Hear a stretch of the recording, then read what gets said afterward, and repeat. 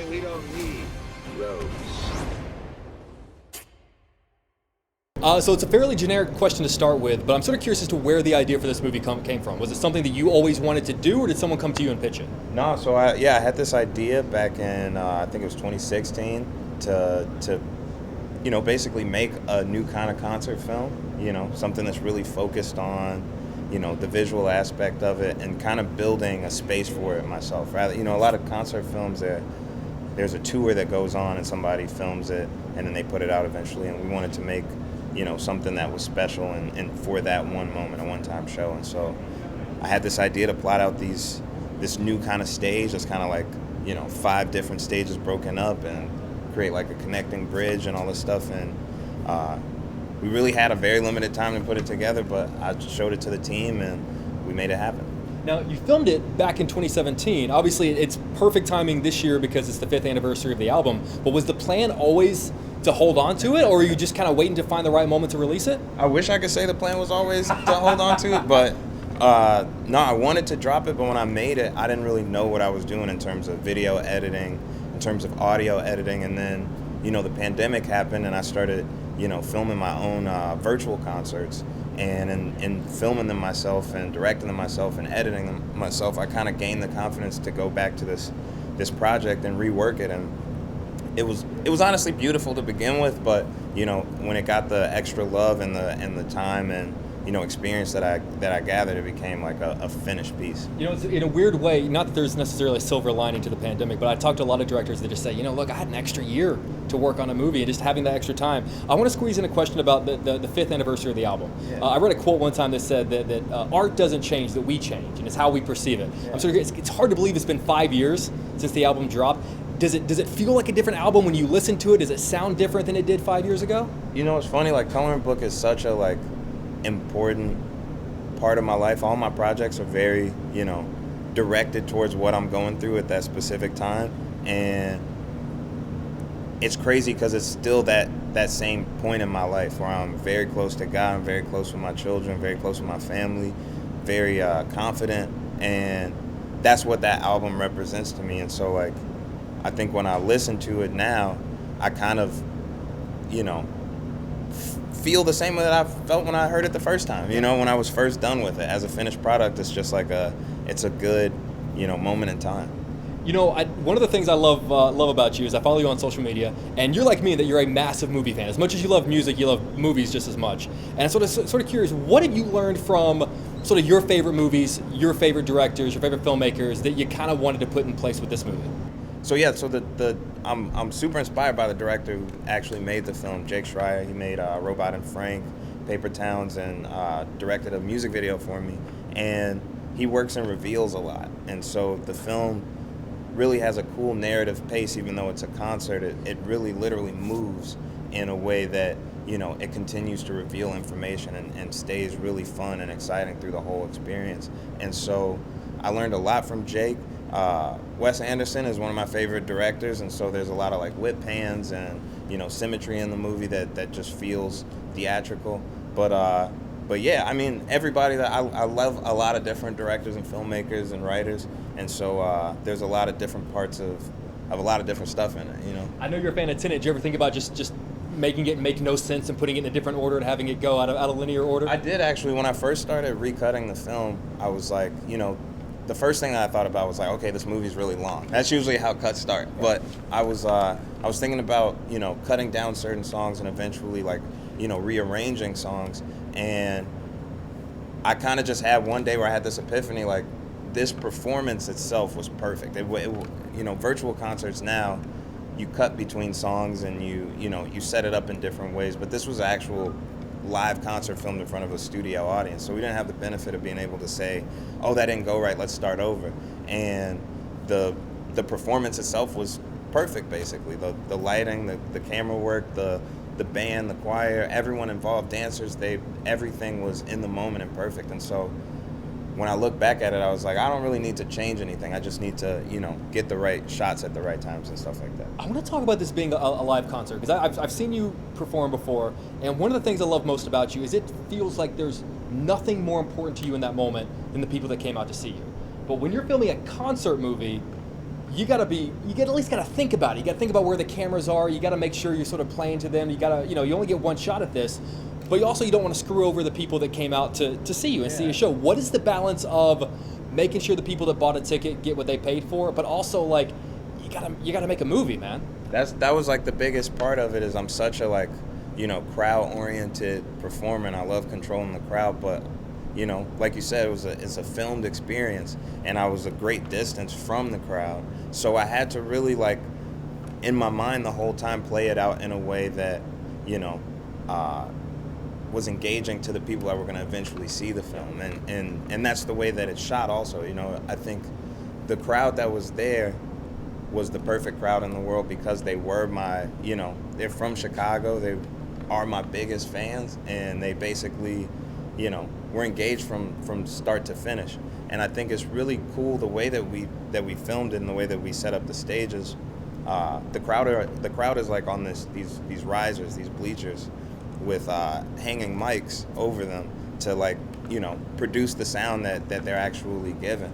And a lot of concert films don't do that, just because, like I said, they're usually filmed on a tour. But because we built the space and built the stages, we were able to set it up so you really feel the crowd participation that was going on there. And it's the way it comes out in the mix is just beautiful. I love that, dude. It's basically like you built a movie set and then had a concert in the movie set. I love that. Now, one of the big stories coming out of this movie is that you are the first artist to independently distribute a film through AMC. Yeah. And if that were anyone else, it would be shocking to me. But whenever I find out that it's you doing it, I just sort of think makes sense. Kind of goes along. I mean, what did you learn? Because obviously, when it comes to music distribution, you've never sort of followed the beaten path in terms of how you do that. What did you learn from the music business and how you distribute your work there that sort of carried over and worked in the film industry?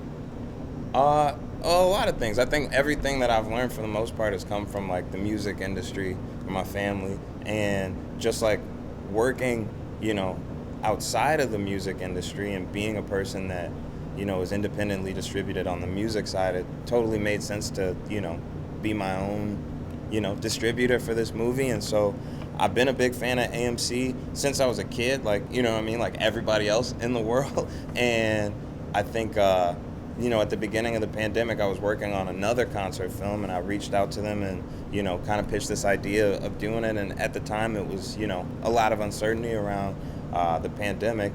And we circled back later and had the conversation again, and they were really interested in trying to make this, the experience that fans deserve. The movie was built to be experienced in theaters, and so, the fact that, AMC as a company and their CEO are so personally engaging to their fans, to the people that support them, it's it was natural that they were gonna, be cool with it. I don't know why no one else had the idea to independently right now distribute every artist film. is going, son of a bitch. Yeah, well, we can all do it now. Yeah. It's funny. I'll be honest about this. We're not blowing smoke, but this is both of our theaters. This is the theater. I live down the road. Whenever we come to the movies, this is where we come. I grew up going to AMC River East 21. I have some crazy stories about getting kicked out of here and all types of stuff. I can't say too much because I have, but a younger me, this was the spot. It's in the middle of downtown, right next to the lake, next to Navy Pier, and it's this was where a lot of people saw a lot of premieres. I remember standing in line right over there waiting for the Harry Potter movie to come out with my parents.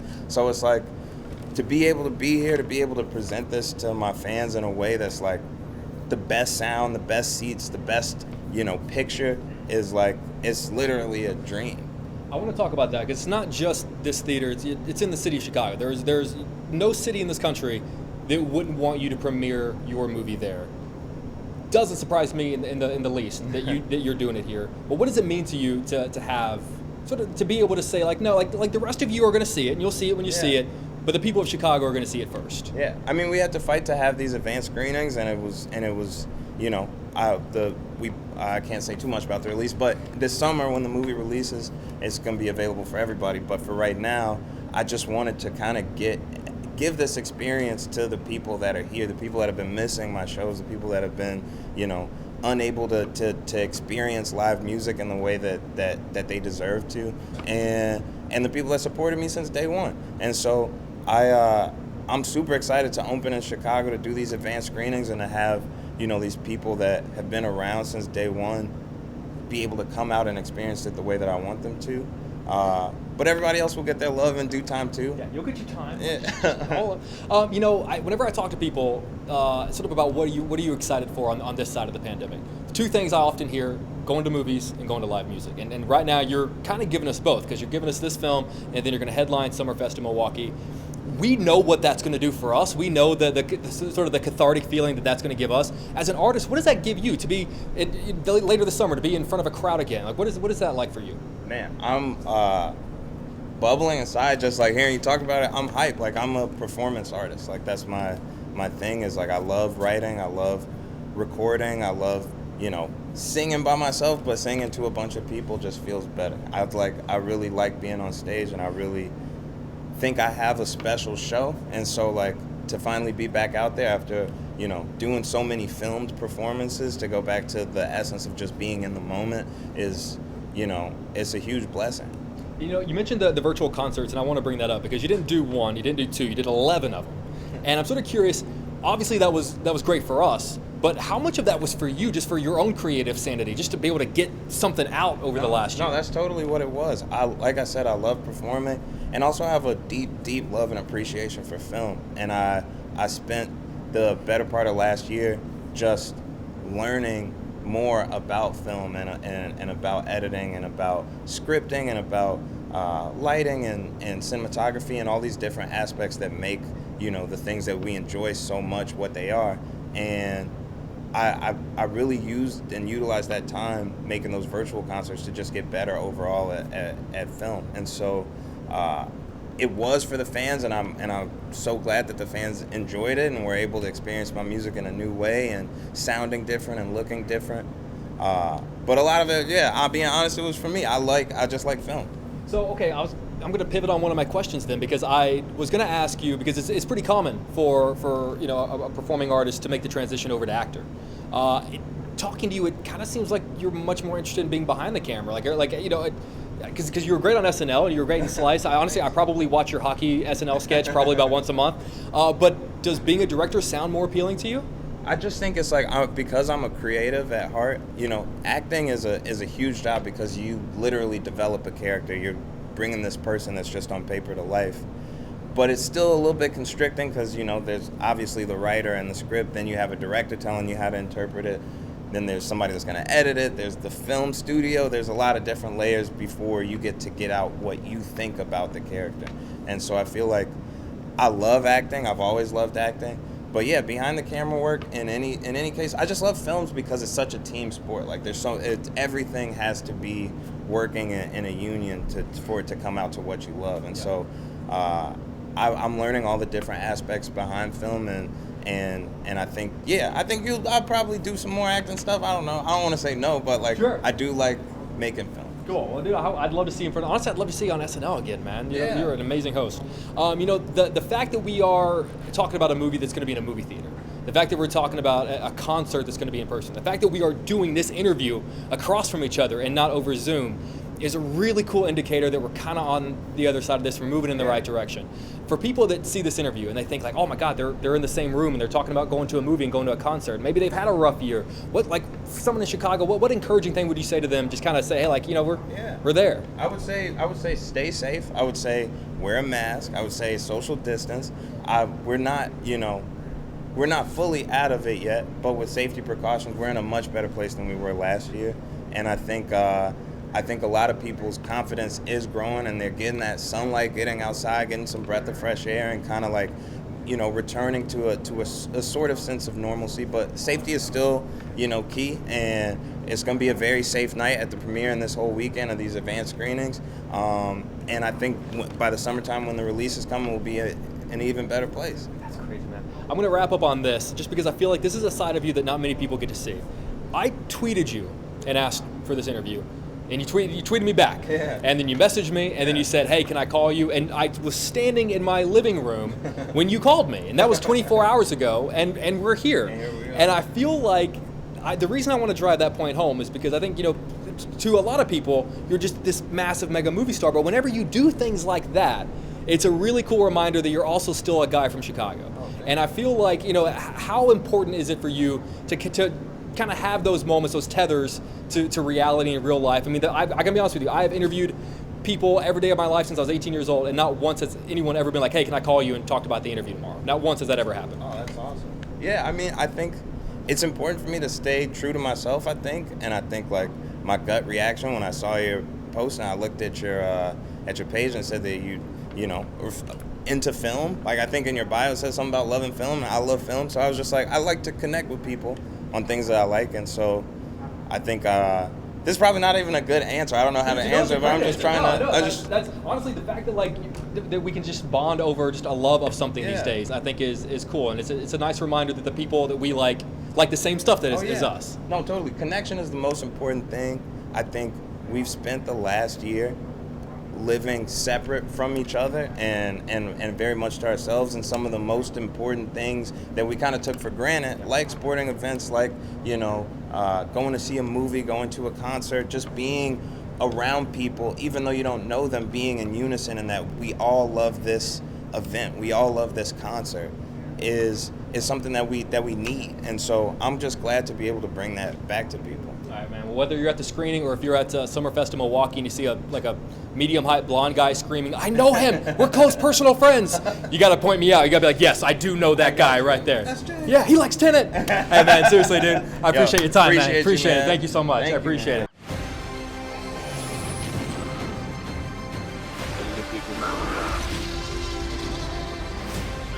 Where we're going, we don't need roads.